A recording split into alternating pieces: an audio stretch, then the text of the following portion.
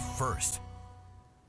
Now it's time for Ag Watch. As always, Chief Meteorologist Kenny Miller is breaking down and assessing our ag situation here and across the state. Take a look.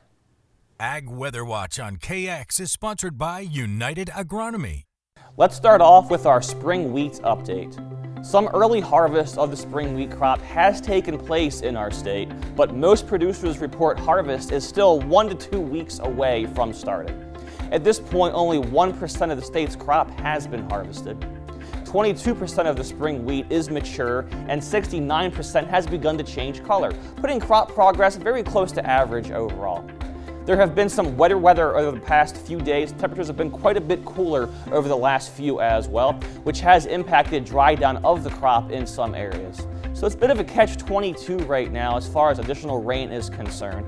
Showers would help overall development of the late planted crop, but would slow the beginnings of that early harvest. So right now it's a tricky time as far as spring wheat is concerned, but for the most part the crop is in good shape.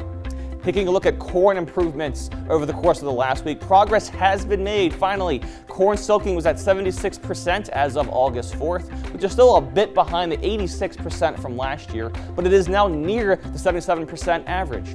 Despite recent rain and storms, last week was a big week for corn progress across the board, which may help save some of those yield numbers at the end of the day.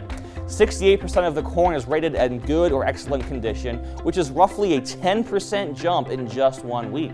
Most of that can be attributed to helpful moisture from rain over the last week or so. Things are still struggling quite a bit though in the southwestern corner of the state, where things may just be a little too dry at this point to see much in the way of an improvement to the rest of the season. In terms of doughing, we're at about 11% right now, which is comparable to our 5-year average. Overall, it was a very good week for the corn crop all around. Let's go ahead and look at soybeans and sunflowers. As far as soybeans are concerned, it's a bit of a struggle right now for those soybeans. Only 61% of them are rated in good to excellent condition. Soybean blooming was at 73%, which is far below the 91% number from last year and the 88% figure from the 5-year average.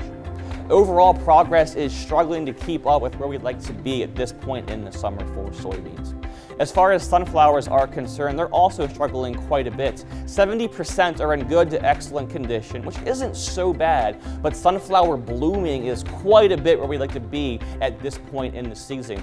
Our overall blooming number is at 19%, which is well behind 45% last year and the 48% number for the 5-year average. And again, most of this issue can be attributed to the lack of moisture, which again highlights that catch-22 situation. Some crops need the rain, others just don't. It's just the way it is as we head into the back half of August. Overall, though, we are trending wetter and warmer heading into this week, and the forecast does not call for an oversaturation, though, so most crops should benefit from the expected rainfall over the course of the next week. And we will, of course, continue to provide updates each week on Sunday and Monday for you. For the KX Storm Team, I am Chief Meteorologist Kenny Miller.